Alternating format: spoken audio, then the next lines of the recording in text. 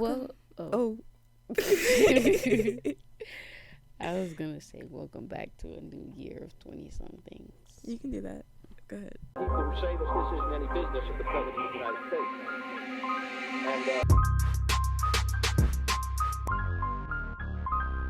Happy New Year's! Woo! Welcome to a new year of 20-somethings podcast. We are your hosts, Tania And Desiree. Fire in the hole! Fire in the hole! Do you know where that expression came from? Enlighten me. Fire in the hole is an expression indicating that an explosive detonation in a confined space is imminent. It originated from American miners who needed to warn their fellows that a charge has been set, and that's where fire in the hole comes from. So now that we got the fact out of the way, let's roll on into the meat of the podcast. Today we're going to start this episode off by listing some of our New Year's resolutions and goals that we wish to complete in 2024. Okay, so for my goals of 2024, I would like to get a degree by October. Well, my degree. I want the podcast to have 7,000. I'm sorry, imagine you just steal somebody's degree. I'm sorry. It's like I could really take anyone's degree, but I want my degree. I would like the podcast to have 7,000 downloads by the end of the year. I want to be a podcast audio engineer, so I'm going to get more into that this year. Complete cloud certifications.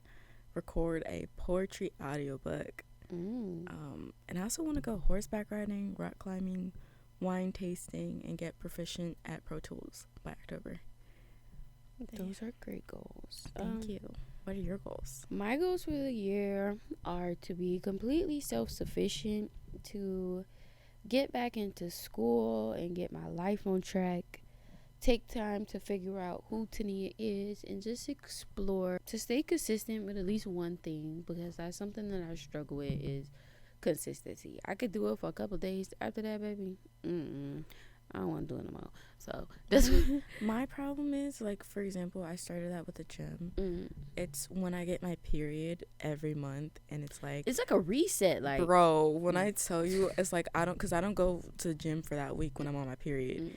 And then the next week we're rolling around, and I'll be like, you don't feel like I don't feel like it. So then it's just like a repeating cycle of every month or every other month. I'm like going to the gym consistently, and then I like get into that cycle of like I don't feel like going. Can we talk about that for a little bit? Because I want to touch on that. I know it's a little TMI, but every time, like before or during my cycle, I become an absolute fucking raging maniac.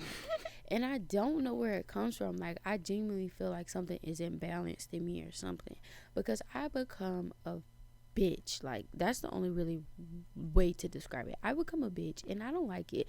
So 2024, I am going to try to be proactive when it comes to my emotions and my hormones, even though I can't really too much control all of that. Just try to be more proactive about not being a bitch on my period. I want to be more proactive at my health, eating consistently, putting the right things in my body. I already quit smoking, so honestly, I quit smoking non-intentionally. I was like, oh, I'm gonna be a social smoker, and now I'm just like, I don't want this. I don't need that bitch. But we knew, like, that wasn't something for us. For me, it's just still in my face, so it's kind of hard to stop. But I've definitely not like gone out your way to do it. Yeah, and I only do it if I do at nighttime. Yeah, I would not get nothing done. I would not be able to function at all. Yeah. Like, my day's clipped from there. But in this episode, guys, now that we've listed our goals and whatnot, we're gonna be reading some New Year's Am I the Assholes, and just let us know what y'all think, what's y'all opinions in the comments down below. Like the second one, the one I can't attend. Okay. All right, so maybe I'm overreacting, but honestly, I've reached a breaking point. I, male 21, am disabled, full-time wheelchair user, and I live in a fairly small college town with a couple friends. My roommates and I are part of a larger friend group of 8 people, and I'd say we're all pretty close. I really love my roommates, they're great, but sometimes a little thick. There's one person in a large friend group, let's call him Chris, who's dating a guy, let's call him James. I really don't like James for many reasons, mostly petty ones to be honest. But another fact, James is vegetarian. That's not a problem in itself, but here comes the issue. All of us plan on getting dinner on New Year's Eve. Smallish college town, there are 3 main restaurants to choose from that are open in a nearby area. One of them is a steakhouse, one of them is a Thai place, and one of them is sort of hippie-based, plant-based place. James immediately suggests the plant-based one. I give a veto as it's completely inaccessible, and I give the alternative of ordering takeout from there and bringing it back to my place. But we recently started fostering a cat, and one of our other friends is also allergic to cats, so that is also a no-go. None of the other friends are able to host a gathering for various reasons, so I suggest we go to the Thai place. It's a nice spot and reasonably accessible. Apparently, James and Chris went to the Thai place last week for their anniversary and don't want to go back. I then suggest we go to the steakhouse, but of course that is loudly shut down because James is a vegetarian. Long story short, the group did a vote between the hippie place and the Thai place, not even including the steakhouse and the plant-based one. The plant-based place won. I had admitted that I was slightly frustrated to my roommates, who said they can bring me back food after. I said that wasn't the issue, for sure. So New Year's Eve comes, and they get back from dinner, and James and Chris also stop by. At this point, it's pretty late, and I'm a couple of drinks in, and I flat out tell James that I think it's pretty shitty that he suggested and then subsequently campaigned for a place he knows I can't go into. He said that it's fair because I suggested the steakhouse knowing he's a vegetarian. Be fucking for real. I told him that it's different because he could have, at the very least, physically been present. He insisted that it's the same, and I asked him to leave the apartment because I was tired of dealing with his bullshit. So he left. My roommates thinks I overreacted. Maybe I did. What do y'all think? What? Because I'm like trying to, okay, so like I think the basis of it is there's a friend who's vegetarian or has some dietary restrictions. Mm-hmm. And there's a group of these motherfuckers and they all was like, where should we go? And they ended up going to the vegetarian place. Yeah, and he's in a wheelchair, so he can't access that plant-based place because it has no wheelchair accessible point. So they basically was like, oh, we can bring you back food by your house. So he was preventing from going physically out with them. Okay, so now I understand. And basically what James was saying, I think that's his name. So this is his friend's boyfriend. Mm-hmm. Is this James? Is that his name? I thought James was the wheelchair man. Nah, he didn't mention his name. Anyway, the boyfriend basically... Chris. It was James. So James basically insisted that it's the same of, like... Because he basically called him out. He was like, he thought it was shitty of, like... Him to pick the steakhouse? Him to pick the plant-based place because he can't access it. And then James is saying that, oh, it's the same thing because I can't go to a steakhouse. Yeah, that's what I was saying. Yeah, and it's just like... Those don't... Okay, I feel like if you are vegetarian, I feel like that does not limit you at a steakhouse. But it does, it like... doesn't. You could order sides. But I do understand. However, that is not a comparison. The dude, he could have most definitely ate some vegan food or whatever the fuck. It's just the point he can't access it. He physically cannot get in there, so that makes him feel extremely excluded. Mm-hmm. However, I do feel like, me personally, I would, especially if it's 8 of us, I feel like we can get this nigga in the restaurant. Like, let's be serious. Let's be honest. Like, we could lift him up or lift the wheelchair up.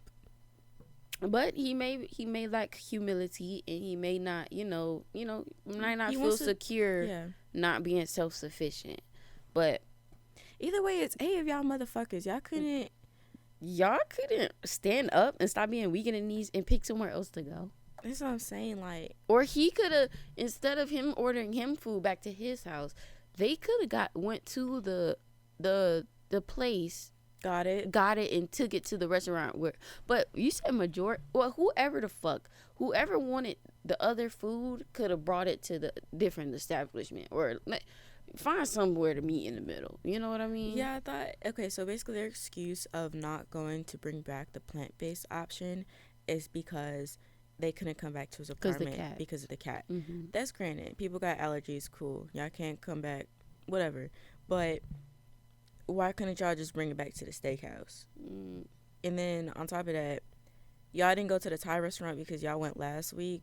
But That's selfish. That's selfish as fuck. I don't care if it was your anniversary. Y'all niggas went there last week. Who gives a fuck? Right. I mean, you can get something new off the menu. You literally have someone who's disabled, and one of the restaurants, one of the options, they cannot physically access. Right. So what in your right mind goes, I should pick this restaurant, and then they should go back. I'm pretty sure that they didn't really like take that into account initially, because I feel like when you're disabled, you see life through different lenses. Like, you see many more obstacles as a able-bodied person would. So that may not have crossed their mind. I can understand that. It's the fact that he doubled down when he came on New Year's Eve. Yeah. And was like, it's the same. Yeah, that's definitely I think that's where the problem comes in at. Yeah, everyone was like, his roommates think that he'd overreacted because he kicked the boyfriend out. Like, he told him to leave because he didn't think he was wrong.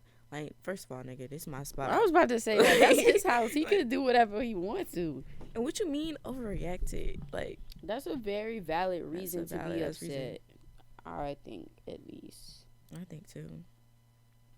You want to get into the next one? I did not like that story, to be completely honest. That was not satisfying to me. Am I the asshole for not wanting to spend New Year's Eve with my husband's kids? Edit. He has another separate home to meet the kids during weekends because they don't want me to be involved with the kids. Otherwise, he meets them in their family home. They still celebrate Easter and other major holidays and family events as a family, him and his ex-wife included, without me. His ex-wife is homophobic and is still coming to terms with his sexuality. Oh, it's a man. Oh, it's a man. Okay. Oh, this some tea. Okay, and then here's another edit. I feel like I should clarify that I'm not involved with the kids and likely won't ever get too involved. Him and ex-wife are adamant that the kids know that they only have one mother and one father, and they don't want me to have a parental role for the kids to think they have two dads. Here's the situation. My partner and I have been together for 3 years. We both have demanding jobs and are usually pretty busy, so we try to make the most of our time together when we are not working. This year, my husband's ex-wife asked if we could have the kids for Christmas. We agreed, thinking it would be a nice way to spend the holiday and give the kids a chance to spend time with their dad and for them to warm up to me. I'm a guy, and his ex-wife has only recently warmed up to him dating me, so this is progress. Well, Christmas was a bit of a mixed bag. The kids were grateful and seemed to enjoy spending time with us, but they also fought a lot and made a mess of my office. It was really stressful trying to keep them from arguing, and they seemed to be constantly bickering with each other over who got what toy and who's eating what food. Now, my husband's ex-wife asked if we can have the kids again for New Year's Eve. My husband wants to say yes, but I'm not really interested. I feel like we've already put a lot of effort in for Christmas, and I don't want to spend another holiday with the kids, especially if it's going to involve a lot of fighting and stress. I've tried explaining this to my husband, but he says it's not fair to the kids and that we should be more understanding. He also thinks because the kids have been so accepting of me, we should have them around for New Year's Eve as well. I feel like I'm being selfish, but I also don't want to spend another holiday with the kids if it's going to be as stressful as Christmas was. Am I the asshole for not wanting to spend New Year's Eve with my husband's kids? You're an asshole. He's definitely an asshole because, one, I feel like if you don't even have to be married, but when you're dealing with someone who has children, kids, you have to accept their kids and what comes with that. Stress is a very primary part of parenting. Kids bickering and going back and forth, that is normal as fuck. Like you said, it's very normal. Like, what's tea? I get it. Like, I'm so curious to know their ages. It don't matter. I know it don't matter, but like there's different bickering levels, right, at different ages. Like they could dead ass. I mean, if they crying over toys, I'm pretty sure they're young. But first of all, I do agree with what the dad said. He said they're warming up to us. You know what I'm saying? We have to be more understanding. And one, this is this man kids. Like, it's not just gonna be like you and babe on New Year's every year. You know what I mean? I'm not gonna lie. I'm like side eyeing the title a little bit. Like, my husband's kids. Yeah. Like, niggas, those are your stepchildren. Whether you give that title or not, that's your stepkids. But I think there is some type of emotional disconnect because, like he said previously, they don't. The wife is still warming up to the situation, and that was like one of their first times spending time. I can understand that, but at the end of the day, they kids. No, for sure. Like, you can't put that on the kids. They're children at the end of the day. And it's not fair to the mom either to have to continuously have her kid, just solely be with the kids. I'm not gonna say for her to have her kids, but to solely be there with her kids on holidays. Just because you're not comfortable with or it. because she's not comfortable. But he did actually say that they still operate as a family on holidays, which I feel like is unfair to the boyfriend, in some, aspect. But I also feel like, what the fuck is even going on here? Like, I don't get it. Like, it's just, okay, so basically what they do, I can understand a little bit. Basically, when the holidays comes, they operate in the sense of, like... They're still together. No, I don't think they're still together. I think it's just, like, for their kids. Like, they have mom and dad present for Christmas. Like, both mom and dad are present to see me open presents. But I will acknowledge and say that I feel like it's unfair to the boyfriend. Because it's not even a boyfriend. It's a husband at this point. Yeah, that is right. Why are you being excluded from your now family? Right. This isn't your husband's family anymore. I feel like it's like that because of the sexuality issue. Like, that's something that I feel like you have to cope with as a partner. Like, for your partner to come out on you, that's a lot. Maybe it was, like, in the past. Like, for them doing the holiday thing at the separate house. That was the update. They said they still do that. Oh. So how did they get them for Christmas? Because it was just that 1 year. This one time. That's well, maybe the ex-wife is now opening up because she asked again for New Year's. Maybe the kids really had a fun time. That's what I'm saying. Like, it's not, I feel like, and you guys, like, I feel like okay, I understand, like, stepping with the boundaries, but even though you're not in the parental world, you can still set boundaries for children. Yeah. Don't go in my office or lock the office so they're not able to get in there. Right. Or, like, you can literally model behavior. There's nothing wrong with correcting a child's behavior or, trying to be the mediator in the situation. Yeah. That's not overstepping the boundary or, overstepping your role as a step parent. Like, no, if anything, that is, as an adult, period, you should be doing that. And I feel like his reasoning is very petty, and I personally don't resonate with it because I do feel like, nigga, they're kids. They're gonna scream, cry, do whatever the fuck, make a mess. But it's up to you as the adult to mediate the situation, set boundaries, and just, nigga, control the room. You're the adult. Like, you don't have to be a mean or an asshole to get them in order. You could be cool as a cucumber and get them right. And it's not the kids either. Why don't you talk to your fucking husband? Like, what? Like, but I'm pretty sure the husband understands that this is something that is normal. Yeah, but I'm talking about his office specifically because they went in there and messed everything up. Yeah. Like, again, certain boundaries. So you can just communicate to your husband, right. And you can also tap out. Like, if you're getting overwhelmed, because if you don't have kids in your everyday life, people can become overwhelmed very easily by, like, kids arguing and bickering. Like, just step out the room. Right. Or step out the relationship, because these kids are not going nowhere. From what it sounds like, they're still young. So they got a lot more growing. You got a lot more Christmases. So it's like, is this something that you're willing to tolerate as a partner? Low-key, I feel bad for the dad. Because, like, this man had it come out. He got into a relationship. He's married now to a guy. And he was having that trouble with his ex-wife. There's probably resentment more on the wife than homophobia. But she's probably just homophobic too. And, okay, take that out of the equation. That's already a dynamic you have to navigate.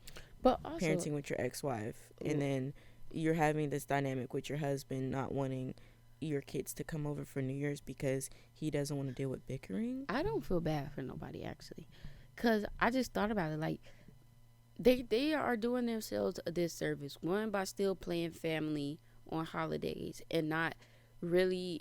I feel like it's due to the abruptness that he feels that way, because he hasn't got time to spend with the kids before and like warm up to them and things like that. So like you said, it can be overwhelming and it may be a bit much for him, but I feel like it's also confusing as fuck for the kids. Like, it don't have nothing to do with having two dads. It's about The dynamic. We was just all kumbaya on Christmas last year together. And you telling me dad doing the bending on the weekends? Like, not even that. It's just like there's another person in my life, and they're not. And I also find it weird they haven't met him since he was like. He didn't even meet him at like a fiance stage, not a long-term boyfriend stage. Which is understandable because we're dealing with kids and it can be confusing. I can understand that, but like. I feel like it's the mom, remember, that was the hindrance of why they didn't get to meet. Yeah, that's not their fault, but like. This just, you know what? This is messy, actually. This is just fucking messy. What's the top comment say? The top comment says, "You're the asshole. You're dating a father. His kids should always come first. If you can't handle that, don't date a dad." And especially said, I mean, they're already married, so it's a bit late. But in my opinion, I want to know what my role is exactly, since I'm very definitely not a parental figure. I can't punish the kids if they're misbehaving or reprimand them at all. Or I think that might be what it is. His boundaries, like his role, could be confusing because he's been so estrayed from the kids. So like he doesn't ask, though, like what I said before. Oh, definitely. But I don't feel like, I feel like it's, in a way, it's the parents' responsibility to put that on the floor and set the boundaries between the partner and the kids. But I do agree that if that did not take place, then you should definitely communicate that to your partner. I'm just gonna take it like, if I have a house with my partner and they happen to have kids from another relationship, right? At the end of the day, it's still my house, my home. Yeah, I could love your kids and whatever, but they still have to respect my space, because this is where I live. This is my environment. They're not here 24/7. And I feel like that comes into play of having a relationship. Because like for me, I can speak on this because I had two step parents. I had a stepmom and a stepdad. And my stepdad, we lived in the same household together. So he probably felt more comfortable reprimanding me and disciplining me and stuff like that. Well, on the other hand, at my father's house, it was more like laxed over there. Like, there wasn't too many rules for me, and there was really no conversation had. Like, my stepmom, she definitely treated me as one of her kids, but I could tell, like, in a way, like she knew her boundaries, or she didn't know like what to do. But also, I didn't make no trouble, or I just did what the fuck I do at home. Like, I just sat the fuck down and chill, paid attention to whatever everybody else was doing. Like, I don't know, but I feel like it's just a lack of communication overall. And I feel like the circumstances which brought about the situation with the mom not really wanting that to be in her child's face like that, which is, I understand that part, but I feel like that plays a huge part in why the shit is how it is now. It started as a mess. Hopefully it doesn't have to end as one, but I feel like he will be an asshole if he does go through with this. Like, not letting the kids come on over definitely. For New Year's. But I do like that the dad did not agree with it. Though. Yeah, because he put his kids first. Yeah. And he probably wants to spend New Year's with his kids because he probably wasn't allowed to last time. And he especially wants to spend it with his kids and his partner. Right. Now that he has the opportunity to do that. I definitely agree. Yeah, and then the dad probably enjoyed having Christmas with his partner and kids. Like, I think it's just a communication thing. It like, is. Tell him, like, this stresses me out, or I'm overwhelmed, and this could have been solved by super simple ass communication. Literally, I think that's really the basis of a lot of these things, like communication and compromise. Like, get out of yourself. You got to take a step back and really look at the bigger picture. It's not all about you. Like, you're operating with somebody who's operating with somebody who's operating for somebody's. Exactly. Like, you know, it's too. All right, guys, so our camera died. We're just going to continue the audio version of this. For those who are already on audio, well, you guys weren't exactly missing out. So, okay, you ready for the next one? Let's get into it. So the title of this is Am I the Asshole for Walking Out of My STEM Family New Year's Party and Ignoring Them? For those who don't know what STEM is, STEM, I believe, stands for science, math. I don't know what STEM is. T. Technology. I don't know what E is. Economics, bitch. I don't know. Science, technology. I know mathematics is the last one. Are you hungry? Is that your stomach? Yes, it is. I'm very hungry. I thought it was mine. To continue with the story, I, 25 male, am a part of a large STEM family. My entire family, Ivy League educated. My parents, 5 siblings, etc. They're all doctors, scientists, and mathematicians. Damn. Anyway, I'm the only one who isn't. Growing up, I always was the black sheep. School just didn't come easy to me. They even tested me for learning disabilities at one point. At nothing, but I just wasn't good at school. I spent my entire childhood crying over math textbooks, wondering why I don't just get it. Why it's so easy for them, not me. Art comes easy, literature comes easy, but to my family that was trash and not worth focusing on. It didn't help that they kept sending me to same academic schools my siblings went to. Those schools were brutal. The competition was fierce, and those kids were literally snorting Adderall to get through exam week. The environment didn't help. Things didn't improve until I moved out at 18 and got a job at a tattoo parlor. I was able to get an art degree. I started writing, going to therapy, and got a boyfriend. My life just got better for the first time. Is this a boy or a girl? I think it's a girl. Okay. No. Male. Okay, they're gay, I think. Yeah, whatever sexuality you are.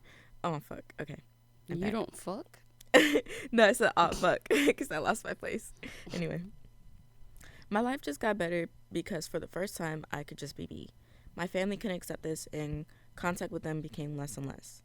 Every time I met with them, they never made an effort to talk about the things I like. They just talked among themselves about STEM projects or STEM subjects I don't understand. I try to engage with them, but the things they discussed, I just don't know. Whenever I ask questions, they get annoyed with me because now they have to dumb things down for the family idiot. The only time they talk to me is to discuss my failure in life. Mostly, I just sit there quietly. That's how my whole life has been with them. Recently, I got a publishing deal for my fantasy novel. Oh my God, congratulations! I was super excited to tell my family at the New Year's party.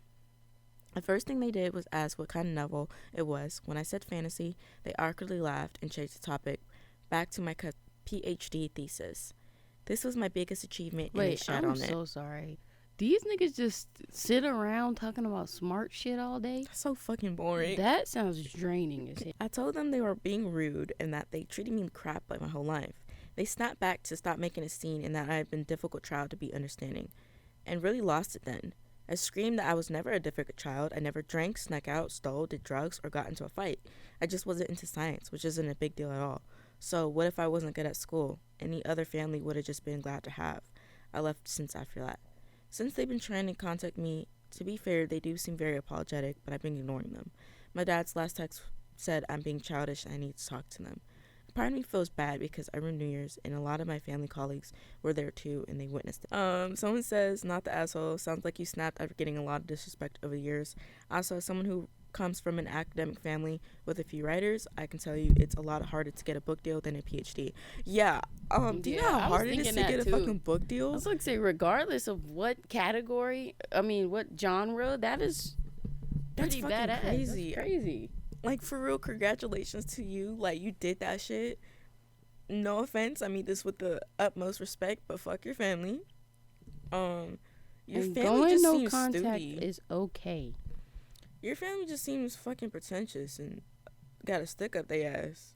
First of all, art is needed in this world. Like you said, it's boring just talking about smart shit. This nigga's talking about a PhD thesis at dinner. I could care less about that shit. Like, tell me about your book deal. That's so fucked up. There's an update though. Would you like to hear it? Of course. Okay. So here's the update, guys. Firstly, I'd like to thank everyone for the replies. I posted this before going to bed, so I wasn't able to reply. When I woke up this morning, after reading through everything, I decided to text my dad and ask him if we can meet. To my surprise, he said yes, that we can even meet today. I was more surprised when I showed up to all 6 of my siblings there. I asked them how they managed to get time off last minute and they have busy jobs. My sister said not to worry about it. They shoveled some things around. Everyone looked pretty upset. I hate awkward silence, so I started off. I said I was sorry for exploding during the party. It wasn't the place or the time to air out dirty laundry. I know I embarrassed everyone and I ruined Christmas Eve, but I wasn't sorry about the things I said. Just where and when I said them. My brother asked why I exploded like that and how long I felt like that. I told him I had enough and started writing my book at 19. After years of rejection, I got a publisher. Did he have any idea how big a deal that was? Did he think everyone just got published? And they just laughed at me and moved on, like I was an embarrassment. They said sorry and that they didn't mean it. I didn't know what to say. So there was more awkward silence after that. I just drank my Coke till Dad spoke. He said that he didn't mean to make me feel bad, just that he didn't read any fantasy books. I snapped and said, so what? I don't like string theory, but I still ask him about it. I don't like the Ellenberg-Ganna conjuncture. Bro. Sounds too smart for me. This is what y'all fucking talking about? Anyway, that's not in my tax bracket, but I still listen when he talks about it. Okay. I ask questions and I care. What would it cost them to ask him about my novel? I'm so sick and tired of being treated like the village idiot all the time. Mom said they don't treat me like that. I told her they do. They treat me like I was a problem child my whole life. She said it wasn't easy raising me. I start yelling at this point. I'm not proud of it, but I'm not usually a person who yells, but I just couldn't take it. I asked her, what did I do that was so bad? Did I drink, do drugs, steal, cheat, sneak out, lie, fight, or even fail a test? What did I ever do was so bad other than being a low average student? Everyone got quiet after that. I could see my mom knew she was exposed, that there was nothing she could say to defend herself. Then my sister stepped in. She said it wasn't easy with my mental health issues. She was referring to the fact that I self-harm pretty regularly from 6th grade to 12th grade. What the fuck? What do you mean why? It wasn't... How easy do you think it was for her to live with herself? For how smart these people are so fucking self-absorbed. They lack emotional intelligence. They lack social awareness too. That as well. I told her that she had the fucking nerve. Remember how in my post I mentioned kids were snorting Adderall during exam week? She was one of them. Holy shit. The reason I self-harm is because they made me feel like shit just because I wasn't good at math. Either way, I wasn't a problem child because I self-harmed. I was a child who gave help and love. Neither of what they gave me. And if we wanted to talk about problem kids, then we should talk about her drug addiction because I wasn't the kid that had to go to rehab. That's crazy. Oh shit. Clock that tea, Miss Grow. She started crying and I didn't even care. Dad told me to calm down and that, but I didn't want to. I told him I was done. From this day onwards, they were dead to me and I was to them. They said I couldn't do that they were family. I said I already had a family, one who loved me for who I am. Dad said we could try to work things out at family therapy. I asked him why. What did I gain from this? He's nothing more than a sperm donor and the reason for my trauma. Ooh. Even if we go to therapy, it won't make what happened to me go away. I already had a loving and caring family. I don't need them. Dad started crying at this point. I told him not to contact me anymore, not for funerals and not for weddings. My eldest brother asked if I might change my mind one day. I told him absolutely not. I already have a complete life filled with people who love me. With that, I got up. Dad asked for a hug, so I gave him one. Then everyone else wanted hugs too, so I did. And then I left. I'm done. I know I should feel bad, but I don't. I just don't see anything for me to gain. Every time I'm with them, I remember being that kid looking all around the table, everyone talking and feeling like an outsider because I don't know enough to join in. I remember all those nights for them trying to tutor me and ended up screaming at me, why don't you get it? I remember the disappointment of every report card, and then I think about my real family and the love they give me. I don't need them. I needed them before, but not now. From reading that, I hope you can come to terms with what you needed to do for your life. I don't know if you'll sometime feel differently in the future. You're 25 now.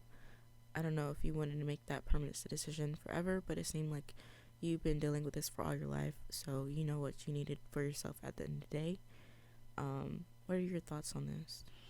In my opinion, I feel like it's completely healthy to go no contact, especially when it's your people, your family, and you've lived with these people all your life, you know them all your life, and they have continuously made you feel the same exact negative feeling over and over again.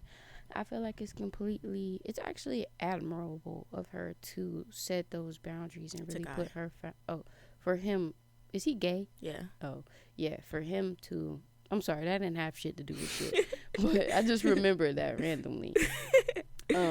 But yeah, I feel like that's very admirable. I feel like that's a strong thing to do. I also feel to the family, like, I feel like you just can't, like, some people you just have to accept who they are, and you can't change people.